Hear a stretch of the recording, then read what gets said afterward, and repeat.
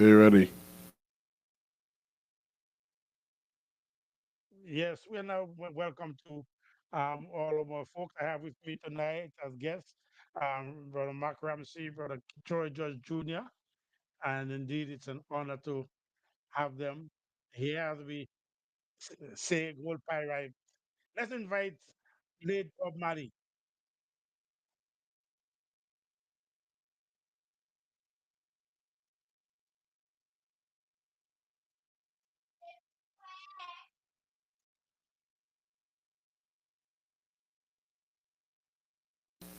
Do you have the music on the live?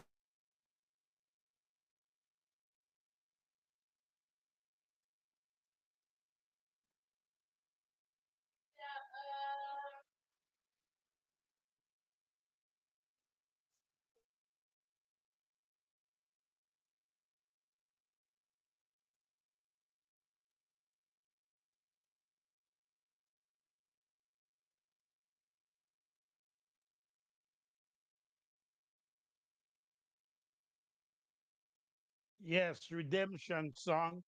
And let me just say good night from Brother Mark Ramsey. Say good night, my brother. Good night, everyone. Good night, everyone.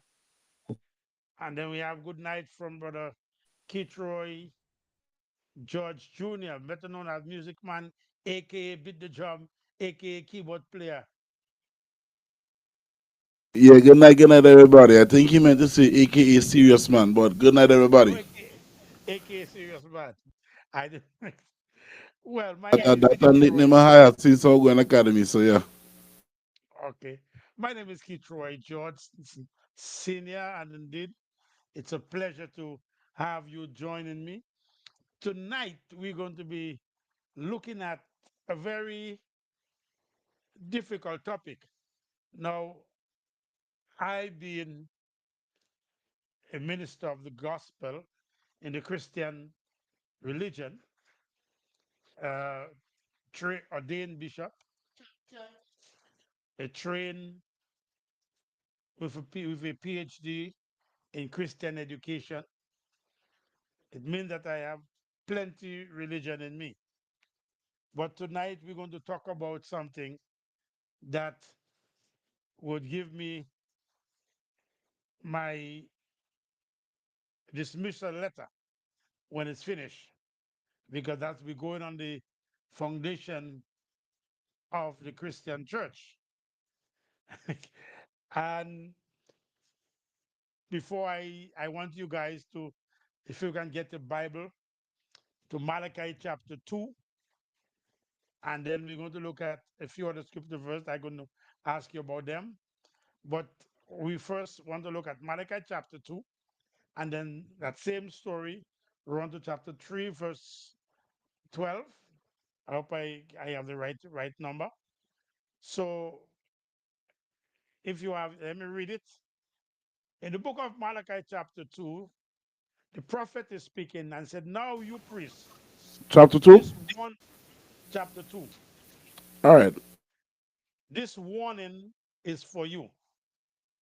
If you do not listen, and if you do not resolve to honor my name, says the Lord Almighty, I will send a curse on you, and I will curse, and I will cause, sorry, I will curse your blessing. Yes, I have already cursed them because you have not resolved to honor me. Now, in that same talk, we go down to chapter 3. He said, verse 6, I, the Lord, do not change. So you descendants of Jacob are not destroyed. Ever since the time of your ancestors, you have turned away from my decree and have not kept them. Return to me, and I will return to you, saith the Lord Almighty. But you ask, how are we to return? Will a mere mortal man rob God? Yet you rob me. But he asks, how have we robbed you in tithes and offering? You have robbed me in tithes and offering.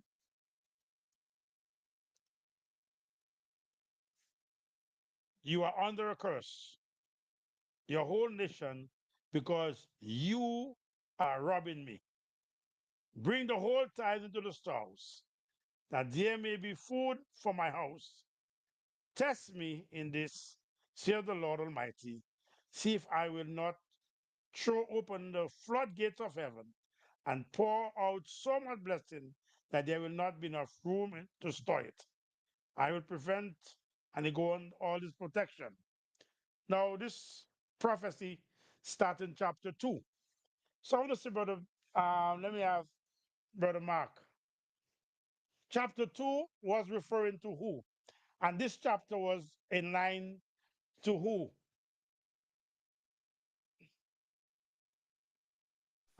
If I'm correct, if if my thoughts serve me well, I think it has to do with the nation of Israel, No, read the chapter well, 2, the sons of Jacob, chapter 2. verse 1. Mm, oh, the priests. This commandment is for you. Yeah. Wow. So this commandment is to the Levites, It's to the the tribe Levite. of Levi. Yeah, because they Yeah. were the priests. Wow. So today you will say Yeah, and it makes in the sense church, now. Yes, yes. It makes sense because now when you read chapter 3, and it talked about kind of a man rob God, directly we know the priests, they were the ones who was in charge of that system where the tithes were an inheritance to them in a sense. So I guess they kept back for themselves instead of doing what they were supposed to do with it in a sense. They were dealing with it more on the materialistic kind of end instead of the spiritual aspect of it.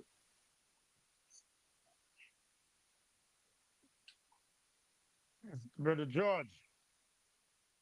Yeah, so good night, everybody. First of all, me as first of all, all praises to the Most High. So let me go ahead and say my 2 cents on that. I will definitely agree with what Mark is saying. He was talking to the priests because the reality is we know back in Deuteronomy God talk about giving tithes, but in this case he was really trying to address the priests as to how they were dealing with it. Because the problem is from long time, people, we have a lot of ministers who happen to be fake ones who are misusing the money in the church for their own benefits and not the way that the Almighty designed it to be used. Not saying that there are not some things that it goes into, and I'm sure that might probably come later down. But the misuse of money, the priests were at that time were really messing around with it, and God had to really put his foot down and really address the matter. So I could agree with Mark. Now, the question, and I will go same order as I had before we started. Now, if this message is for the priests, what was the purpose of the tithes? What do you think the purpose of tithes in scripture was for? Brother Mark.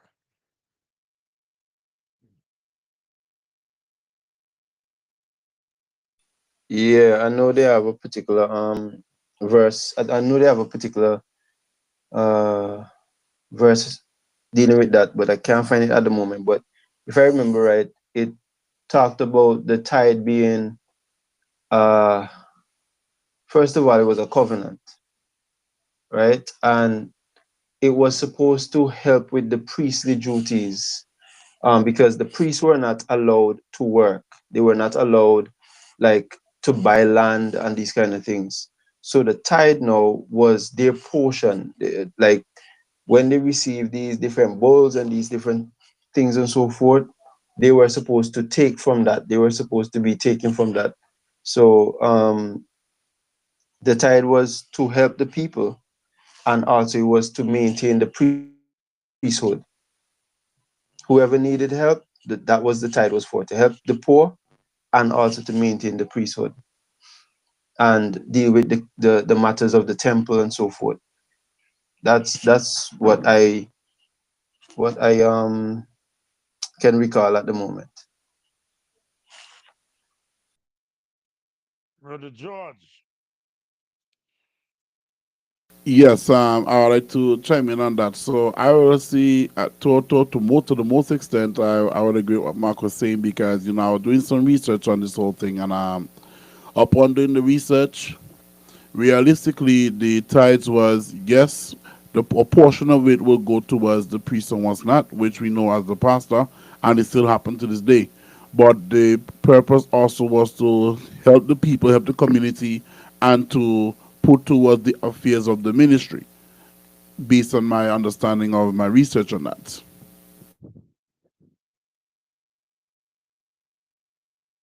I want to ask another hard question. And be honest, I am the only person in danger. And Brother Mark, when I come Antigua, I'm going to hire you, bring you another pastor with me. No.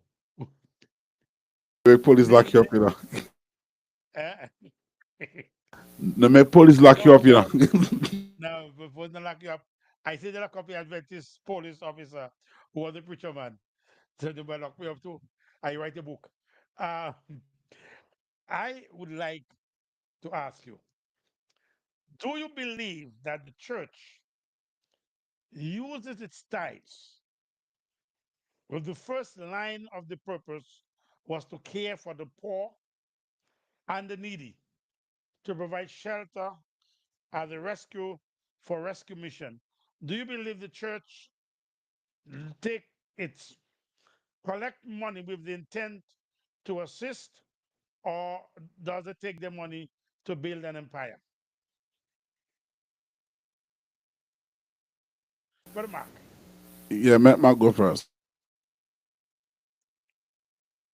Yeah, yeah, that one is a question to get stoned from, boy. But let me say my 2 cents. Personally, I believe the church is okay. They put up that kind of image that that's what they do with the tide. But in my opinion, that's not the main focus. The main focus is about getting the building in a nice looking fashion and getting the things in the building, the highest quality things in the building. It's not so much of a, my main priority is the people. It's always about the comfort of how we feel when we come in this building on a Sunday or a Saturday. It's not about we have a brother who is really in need. Let us that can wait, this can wait. Let us deal with these people. Let us help these people. For instance, I know an individual who um I hope I don't get um disowned for this, but I know an individual who wanted to start a ministry, and I was advising them that, in my opinion, the best way to start is get a tent. Don't even worry about renting a building because you're gonna put people under pressure, and people are already under pressure, right? If you can't afford a tent, walk with some blanket. Tell everybody walk with a blanket, find a nice pasture somewhere, and start. Don't look to put people in a building that you have to pay rent. And of course, the excuses came, but I was saying if our main priority is to help people, why are we just digging from them consistently? Why isn't there anything, going back to them? Why is always give, give, give? So that was something that opened my eye to see like the church is designed in a way. Even when you're registering the church, you have to go through the government. The church is designed in a way that there is this particular order in which every single church follows, right? And the way the tithe is designed and the offering is designed are, let's say how it's the normal way of doing it in a church setting is they have to pay this person, they have to maintain the building. That's the two main important things: maintaining the electricity, the building, AC making sure the AC working, working, making sure the making fans sure and the so fans good, are so good, making sure making the sure the the the sound system and everything perfect, wherever. And then the needs of the people come last. In my opinion, the needs of the people are supposed to come first. Even if the drum don't sound good, we can stay without a drum.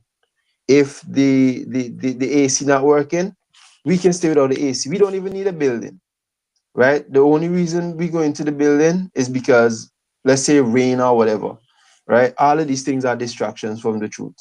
So, in my opinion, yeah, the tithe is misused. Is not used in the correct way. The tithe or the offering. I don't even really believe so much in tithe and offering in a sense. It's just about giving with your heart, you know, just giving out from your heart.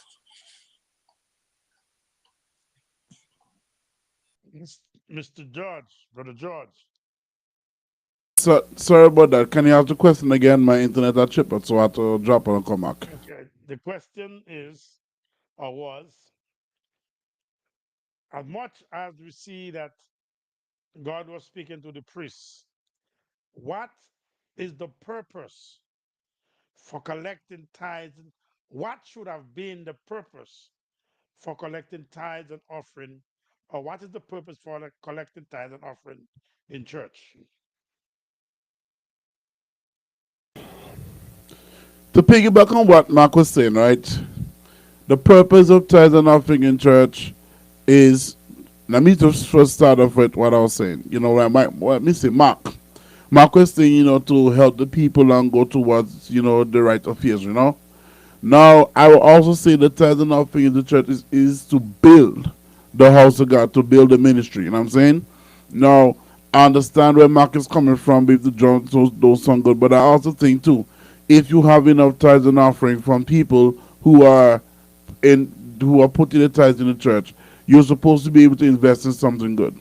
Now, if you don't have a building, according to what Mark was saying, somebody started a ministry and they don't have a building. If you have not collected enough tithes and offering, or if you have not had more sponsors, then you use what you have. And I think that's where Mark coming from. But if you have a ministry that is already established, you should give God your best. And people shouldn't be paying their tithes and offering for them to come in a hostile place, because that's like when a church I was going to in Antigua, and I remember growing up in church, we were taught to pay tithes and what's not, right? And I still believe in paying tithes today, but there are some conditions that I like to address. I remember the church was going to Antigua where we were faithfully paying tithes to the ministry and what's not, and they take the money that we have, say they're going to go towards building fund for the church. And I was in my late teens at the time. I'm a grown adult with a family of my own, and to my understanding, that building can't even finish yet. So the question is, where did my tithes and offering go? So, so my thing is, the tithe are supposed to go toward the affairs of the ministry and the affairs of the people. And if people are putting their tithe and offering in the church, they're supposed to see value in what they put in. They're supposed to see that they put in their money in good soil. Also, while you're putting your money in good soil and you're building the house of God, God will end up on blessing in return. So if you're not seeing value, or you're not of what you invent, because the thing is, that tithe and offering is a seed. And if you sow that seed and you're not seeing any return on your investment, obviously you're putting your seed in bad grounds. And a lot of times, according to Mark, where they misuse it, yes, if obviously they're misusing the money because you're not seeing the return of what you put in. And I'm not saying that you must give from compulsory, come to Mark, give from your heart. But the tithe and offering that we put into your church If you're not seeing value, you might as well put your tithes and offering somewhere else. So by right, the purpose supposed to be going towards the affairs of the ministry and the affairs of the people. And I can leave it as that. Now, the question in my mind is, you keep using the affairs of the ministry, affairs of the people. What is, Mark, what is the affairs of the ministry? And then, Junior, what is the affairs of the people? I kind of switch on either a strong point and I put it across. What is the fears of the ministry? What affairs ministry have to do? You, I don't understand that. uh, give me a second. Let me.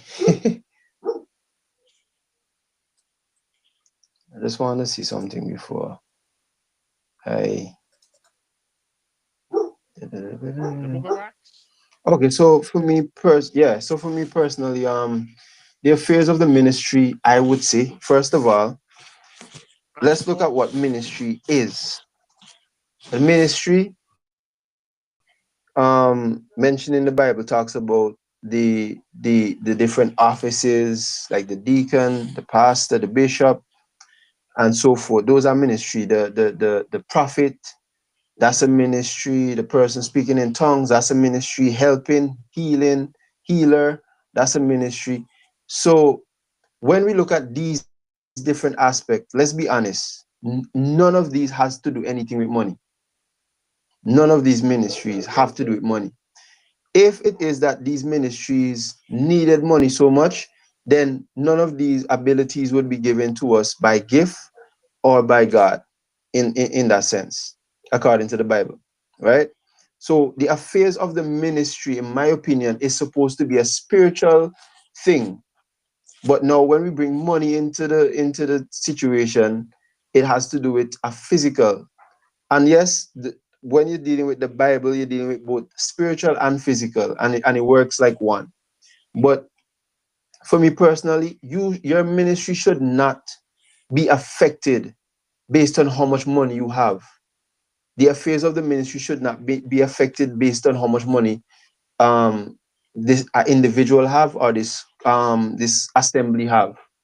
Money is the secondary part of it. Spiritual part of it, if you have that down packed the right way, money will come. If you are healing people, if you are spending time with the widows, if you are investing your spiritual gift to help others, the money will come. But we have a lot of people that believe the money have to come in order for these different gifts to be polished and this and that. But in my opinion, the affairs of the ministry has to do a lot with like the different struggles a person may have when let's say going about expressing their gift, their spiritual gift, right? Let's say you're a deacon and you're challenging an area or whatever. These are different affairs, and you need maybe assistance in terms of someone to be with you to take notes or this and that. To me, that and to me that don't really call for money. It just call for people to be committed. You know, for me personally, if you look at it, guys, and you can be honest with yourself, years ago, when someone in a village wanted to build a house, the entire village used to come together and help them build a house. Today, you have to pay your neighbor to come and help you build your house, right? So we live in a time where people believe money solve everything. And yes, money do solve a lot of things, but as a people who believe like God is real and God is a spirit and we don't need these physical things to hold us back. Money is important in this world, but at the same time, our ability to help each other without money speaks louder, in my opinion. So yeah. Uh, very, very good. I don't want to add because I'm just the host. Now, Music Man, aka Serious Man, yeah, one title boy. What is the affairs of the people? Okay, the affairs of the people, I like that one. Mark kind of take out a little bit of the affairs of the people, but I'm going to sum it up in the right manner, you know. So the face of the people, you know, their well being. That's the main thing, their well being, you know.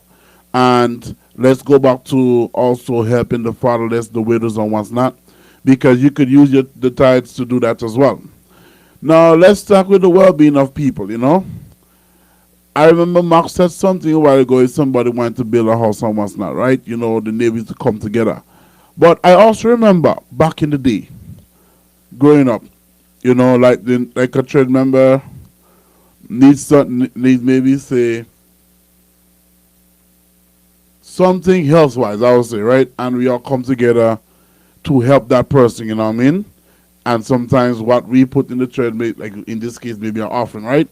To help towards certain things for the people in the church, whether it's to, or even, for example, I remember a church I was going to in the Virgin Islands, where I don't know the name, I don't remember the name of that offering they were putting up, but it was the welfare of the people who may have disabilities and they were not able to climb up the stairs. So they were trying to invest in something that I think you call it like the name not coming to me. That thing where you can roll the wheelchair up on it.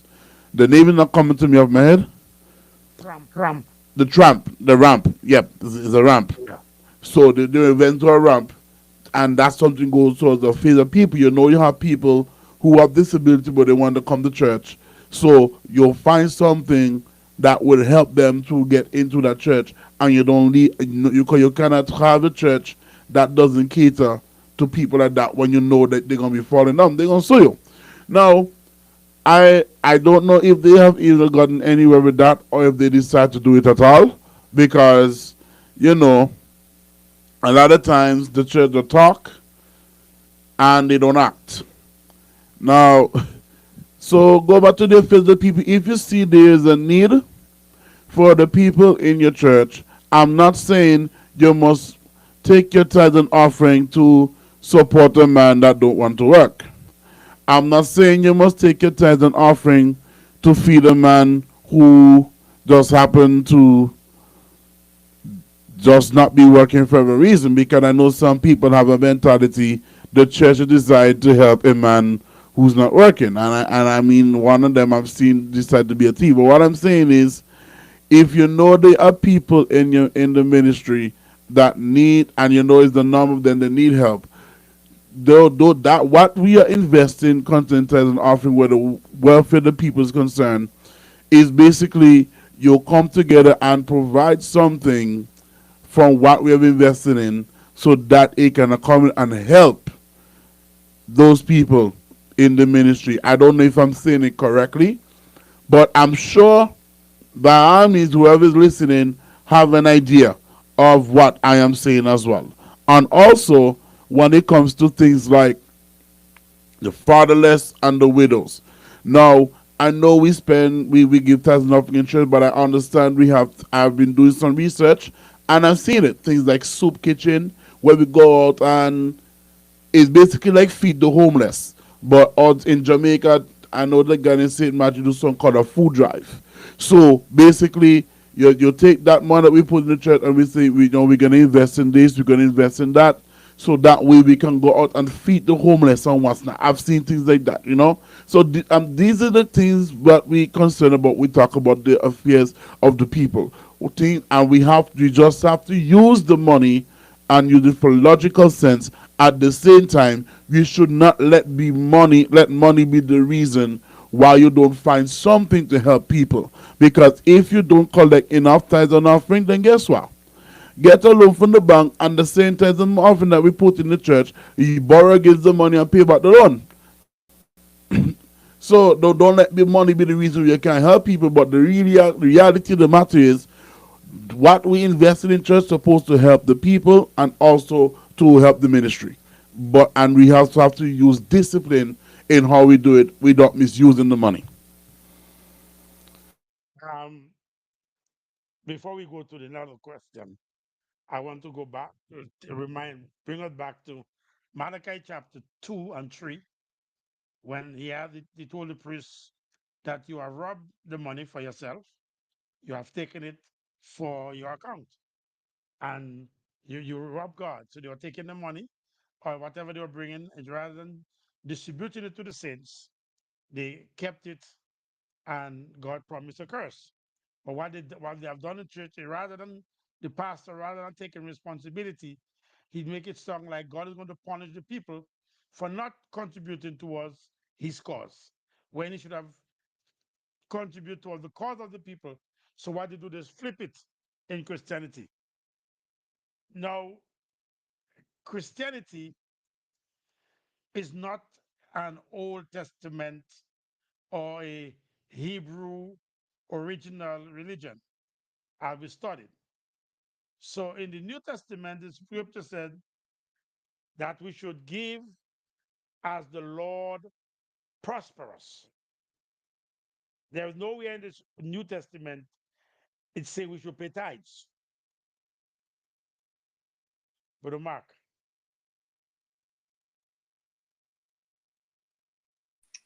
Yeah, yeah. There's in terms of tithes in the New Testament, I think there is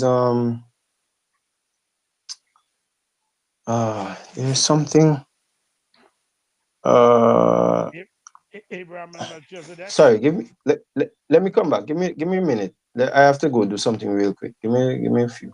Okay, Sorry about that. Junior. Yes, I would like to disagree to a point. And the reason why I choose to disagree to a point is I understand that the New Testament may not directly say pay tithes, right? But let's go back to the Old Testament in the book of Deuteronomy. The book of Deuteronomy made it clear about giving your 10%. I know back in the days of Deuteronomy, that 10% was barter, it was of goods, because that was their medium of exchange. Now, all medium of exchange is currency. So the Bible, and in the New Testament is concerned, the New Testament say, "Give to Caesar what belongs to Caesar, and to God what belongs to God." So if Deuteronomy tell you that 10% belong to God, and Jesus say, "Give to God what belong to God," and we just read in Malachi that I am the God, I change not. So that means we serve the same God yesterday, today, and forever. So that means we are supposed to pay our tithes. Now, I'm not saying or disputing the fact that a lot of pastors try to flip. I wouldn't say they flip it. Yes, we as believers supposed to pay our tithes. Of course, don't do it from compulsory, because nobody should put a gun to your head to even sow any seed in church. At the same time, you know what God say about tithing. But the problem is the pastors misusing the money in the church and then trying to put it on the members to make sure we fill their pockets. And that is the issue. So I don't think the issue is believers are in the idea of believers paying tithes on offering. The issue is the misuse of the tithe and offering. And then when you don't have enough to do what you're supposed to do with the money, you flip it and say, if you don't pay your tithes, God wouldn't bless you. Because they really try to say, if you don't fill my pockets, God wouldn't bless you. So I think it's a misuse situation right there. Hold on there. Let me make a disclaimer. And to all the listening, this is a disclaimer. The view shared on this program is not the view held by the host or its association or positive vibes. It is strictly the opinion of the guest. Our intent is not to slander, promote hurt or harm to anybody, but just to give facts and opinion about the program is not responsible for those opinion shared by the guest. Um, before Brother Mark come on, before I forget what Mr. George said, in the book of Acts, chapter 4, he said, all the people were of one heart and one mind. No one claimed that any of their possession were their own, but they shared everything they had. With great power, the apostles continued to testify of the resurrection of the Lord Jesus. And God's grace was so powerful at, at walking them all. Sorry, so powerfully At walk-in then all, there were no needy person among them. For from time to time, those who owned land or houses sold them and brought the money for the sale and put it at the apostles' feet, and it was distributed to anyone who had needs. Um, before I'm not supposed to give my opinion now. So I want to, with that scripture, Brother Mark, let me go easy for you. What is the need? Have any, since you go to church, have any church leader give you a purpose why you are to give you and you're not paying, you're giving your tithes or offering to the church? Brother Mark, don't tell me you have a stomach ache now. Just correct me if I have, if yeah, just correct me if I have the question right. You're asking if basically if any pastor or church leader told me about the the purpose I for don't me mean you giving personally. offering or tithe. Is I that don't mean you personally. Have they announced in the church? no? I know. Okay. Yeah, if it's something that is done. I personally I visited quite a few churches and I have never heard it said. But let me say this: when I first got saved, one of the things that we had was new convert class, and they went over the church that I went to first. They went over what the purpose of the offering was, and they had verses to show. As an example, the one you just used in Acts, where they had all things in common and so forth. Um, that's what my foundation was built on. So I had an understanding, I would say, of what tithe is supposed to be used for in terms of helping the people, helping the poor, um, uh, basically providing anyone have a need. It's supposed to be able to assist them. But however, um, once I got into the church, I realized that that wasn't happening. Instead, the money was storing up, storing up, storing up, storing up, storing up. So um, I think that there is not an emphasis on it. It's like a brief kind of thing, but it's not something that is consistent. It's always about giving because God love a cheerful giver, and must give with a good heart and this and that. But you never really hear, as often as you hear give, you never hear, okay, if you have a need, come now. We hear about giving more than we hear if you have a need, come. Because I believe if they were to say that, a lot of people would start putting out their hands to receive because a lot of people have need. A lot of people have need, in my opinion. All right. Um, the, I heard somebody say that God, a preacher said many times that God wants us to give to the church. God loves a cheerful giver. He didn't say a cheerful giver to the church. He didn't say cheerful giver to any institution. He loves a cheerful giver. Now, Mr. George, I don't, Brother Mark, I know, I don't know if you check out. Tell me, has the church ever, every Sunday, give you a reason for you to give them your money? Well, I don't attend. Well, my home church don't really run every Sunday. What has been having a few services, eh? And but I will say And I this, don't mean, sorry, hold on there. and in I general, don't mean, when they want you to pay extra. no, no, no, no, no, I no. mean, okay. No, I know in general. If they give me reason to want to pay tithes and offering, yeah, because if I can, if some, I'm young like you, right? And it may sound religious to some people, and I ain't trying to be religious or nothing like that, right? But you must know when you're sowing in good grounds. You must know that. You must know that when you put, and I mean, every day, everything in life is a risk, eh? Because let's say you go to a church, you decide to become a member. I'm not talking about visiting a church, because if you're visiting a church, you're not obligated to give them anything. But if you decide to become a member in that church, there has to be something in there that causes you to want to build that house. And once you decide that you want to be a part of that ministry, you build what's building you. Now, if it, and that's the main reason, it is building you spiritually, intellectually, and of course, as like Mark say, once you do things with the right cause, money will come and the Almighty will bless you. But other than that, if you're talking about a random church that I visit, or if I happen to be a hireling somewhere, do they give me reason to sow? Personally, I don't just sow into other ministries other than my home church, because if I don't feel that I should be a part of your church, or I haven't seen you really building me per se, I don't feel obligated, because I only build what is building me.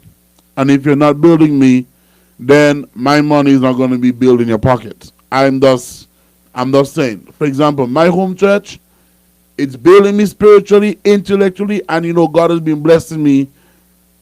See, when I tithe, every time I make up my mind to tithe and the place where God put me, I know God has blessed my family and I. But there has to be something in there that gives me reason to want to be a part of you, for me to come and pay tithes and offering in your church. And I'll leave it as that. Brother Mark, why churches at the very inception make you promise to support the church with your giving? It is part of the initiation ceremony. When they receive you in church, they say, do you promise to support the church with your giving? And yet we say that it is not compulsory for you to give, but they put you on the quote unquote contract. Wow. I, I think it has to do with the let's put it this way. When you decide to be a part of a church, for the most part, you are part of an organization.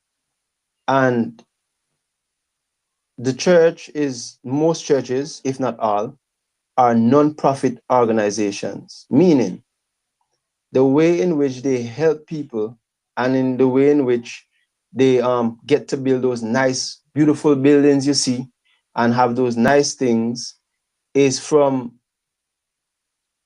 people that donate and the members, right? And the reason why I believe they do that is because um, they have to make sure that it's clear to you that you are now a part of us. Therefore, you have to now give to us in order to continue this. What can I say? In order to make this organization continue to grow, in order to contribute to these things that we don't really get a profit from, in order to make sure that continue to run and run even better, in a sense. But I personally, let me say this, right? I heard Junior mention some really good information about the tide and how it's used and so forth. But one of the things I studied and realized was that in order for you to even give an offering to God, you have to be right with God. And a lot of churches don't even, let's say, they don't emphasize that in the teaching. There is a particular verse in Matthew, I think, that talks about if your brother offend you, do not bring your gift to the altar, right? And can you imagine a sinner giving their gift to God? A person who is not saved and a person who is let's say living in sin, and yet the pastor, the deacon, everybody see this person give him money and they're saying, oh, God will bless you, God will bless you. But God is saying, listen, this gift that you're giving me, I don't even want it until you reconcile or you repent. I don't want your money. God is literally saying, I don't want your money unless you have a good heart. But yet the pastors, the preachers, the teachers keep telling everybody, come and give, come and give, come and give. But God is saying, I don't want that. I want your heart first, and then you can always contribute. But yet the main theology around giving is it doesn't matter if you're saved or you're unsaved, just give to God. And God will bless you. God will turn it around. God will shake. I've seen New Year service. I went to a New Year service a couple of years ago, and this pastor preached and he told everybody, throw a $5,000 seed and God is going to bless you. He didn't ask these people if they were saved, if they were not, if they were living in sin. He didn't ask them the condition they were in. All he told them, sow this seed and God will bless you. And I saw people like I personally know that not living nowhere close to a righteous life, and they're throwing this seed expecting a return. So, in my opinion, the church in number one, the whole ideology around church, most people don't even know what the church is because people still think the church is the building. So now, when we refer to building the church, a lot of people think it's about building, making the building bigger. So when you look at tithe offering and the whole church concept, right, based on how you see it, because there are a lot of people who think it's a physical thing, but it's actually, when you read the Bible in depth, it's a spiritual thing.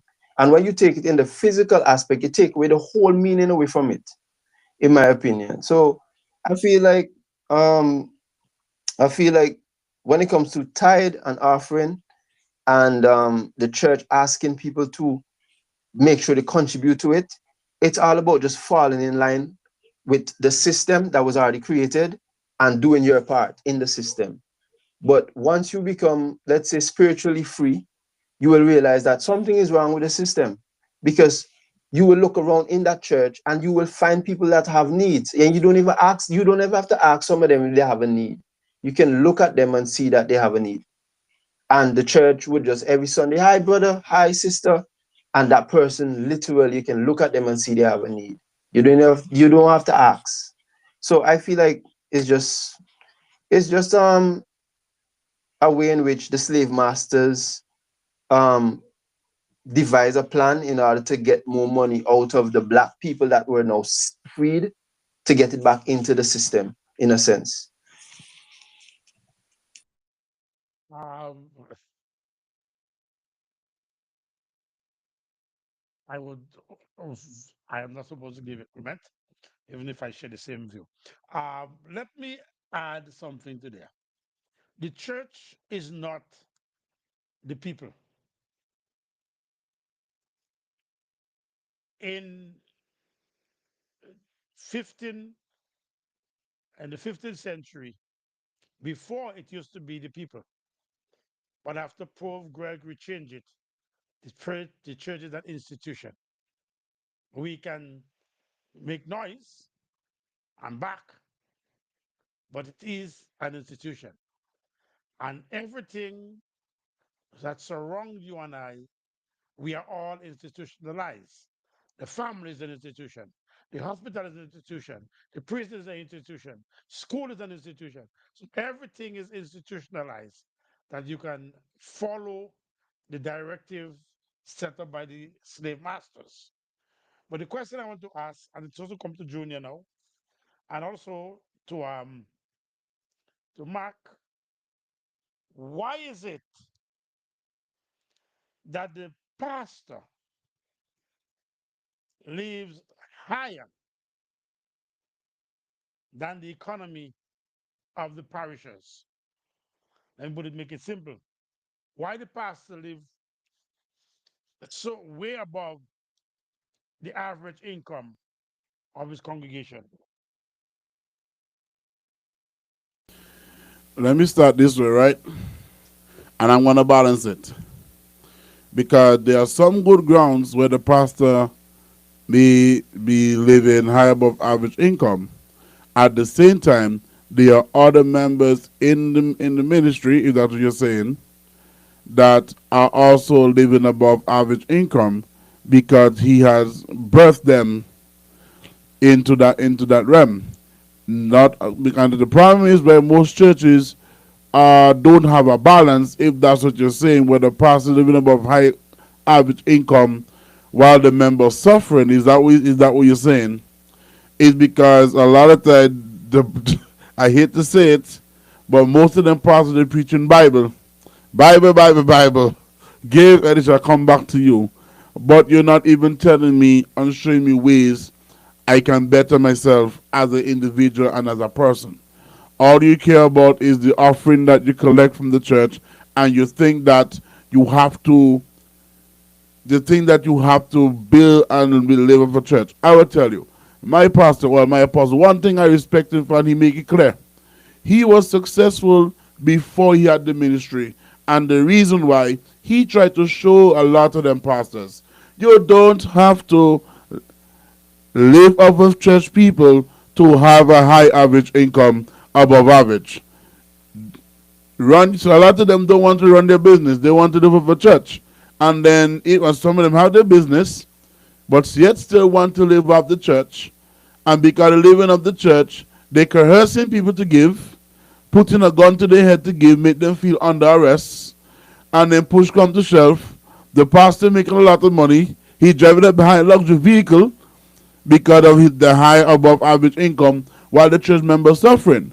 But if there was a balance where the pastors have a high above average income or he's a millionaire, and there are members in the church who are also six-figure earners and millionaires, because it means that he's not only teaching them Bible, but he's teaching them ways in which they can prosper and giving them codes. When I say codes, ideas, things that seeing your potential and giving you ideas you can look into, so you can go and build yourself. And even if you don't make it to a millionaire today, you're not going to be living the same way you were when he first talked to you, because he's already given you ways in which you can prosper in life. But if the pastor does busy about making money of the church members and not helping the church members to do better, obviously the church people are going to be struggling while he living in luxury. That's really it. Okay, we have just about, let me make sure, um, less than 8 more minutes for us to wrap up. We just want to remind our people,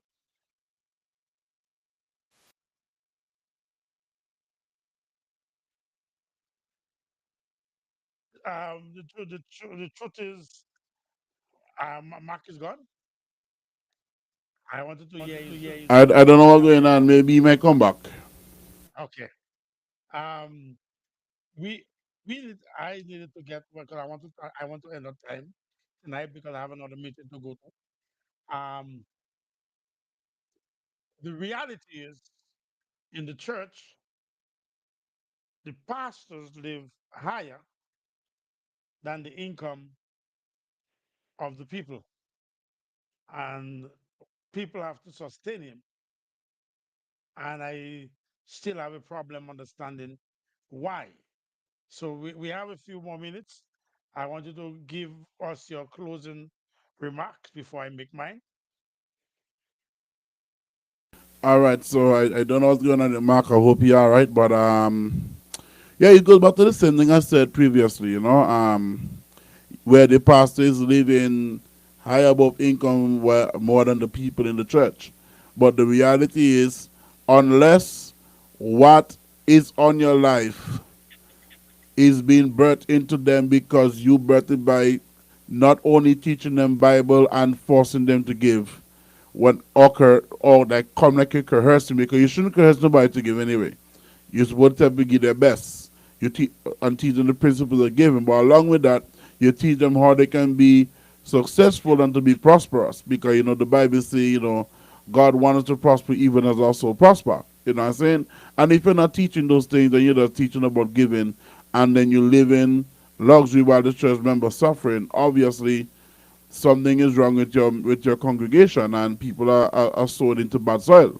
And that's really how I can conclude that. But if it's a case where you are living above average, and you are showing people where they can get above average, even if it's to start one place, but you know that their lives have been improving, then you know this is a good church because I don't only give, I don't only hear about Bible, I don't only hear about you telling me if I must give my 10%. I don't only hear about the law of giving, but I hear the ways in which God can bless me and how I can be prosperous in life outside of just hearing a Bible sermon in church. That you need to have a balance, and that's the way I see it. Brother Mark, give us your, because we have just about 5 more minutes. Can you give me take 2 out of the 5 and tell us your final wrap up?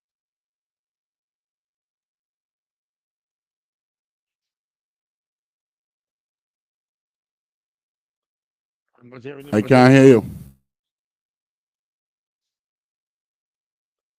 Unmute your mic. You're on mute.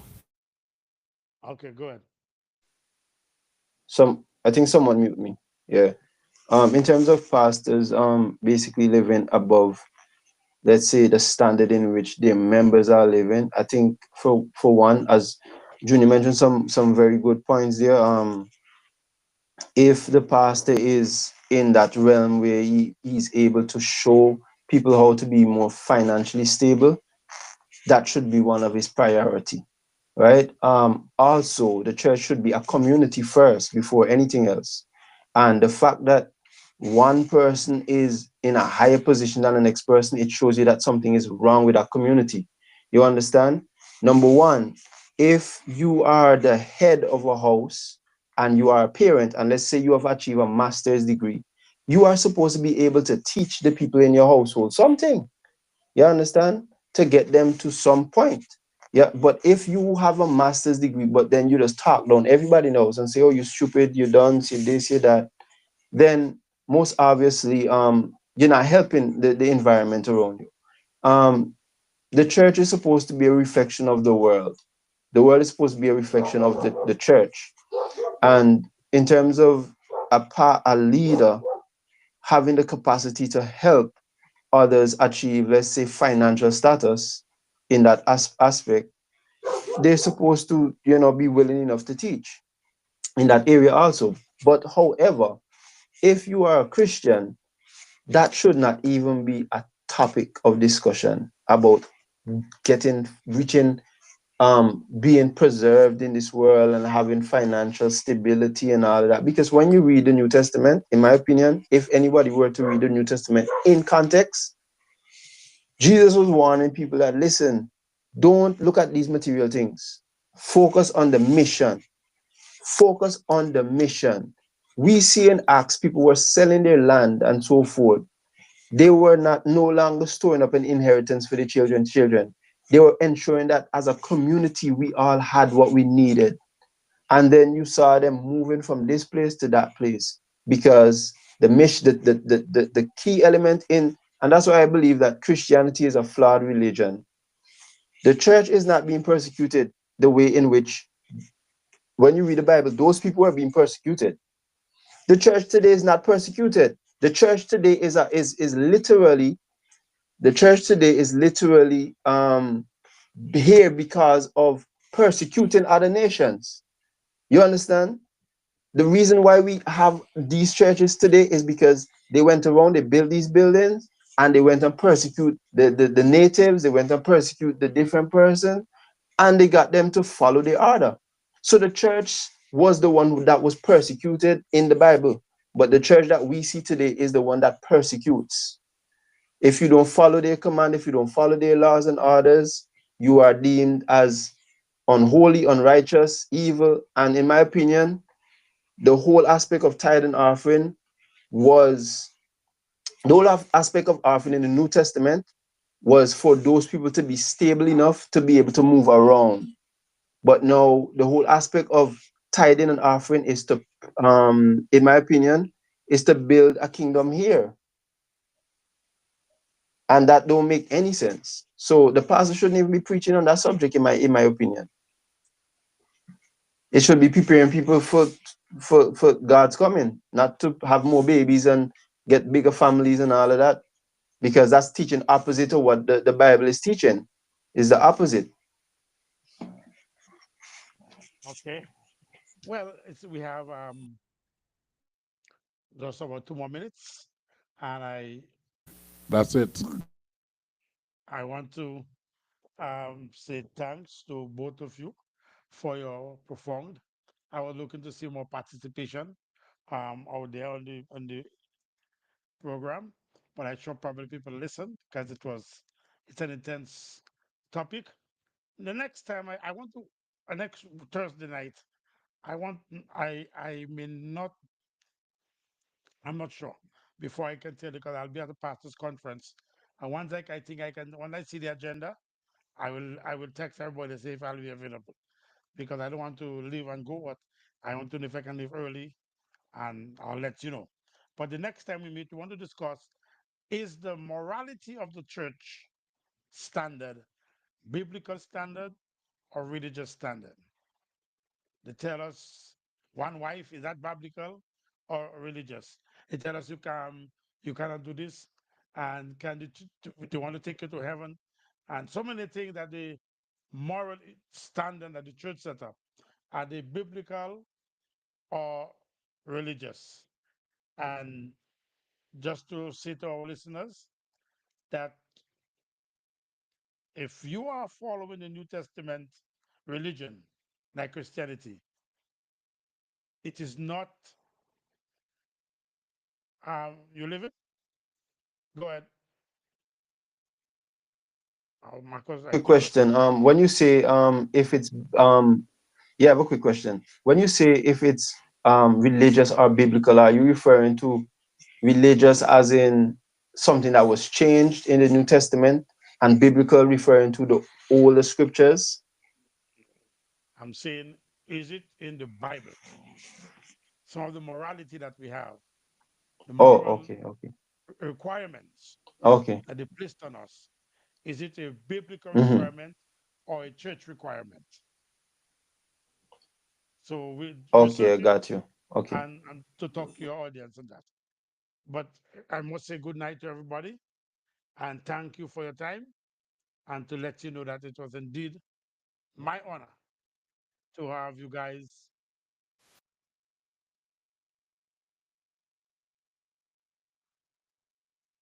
and we want to let you know that I appreciate you and spread the word. Let people know that there is a discussion online. Live follow us on Facebook and on um, YouTube. Let them follow us so we can educate and make sense out of nonsense. Good night.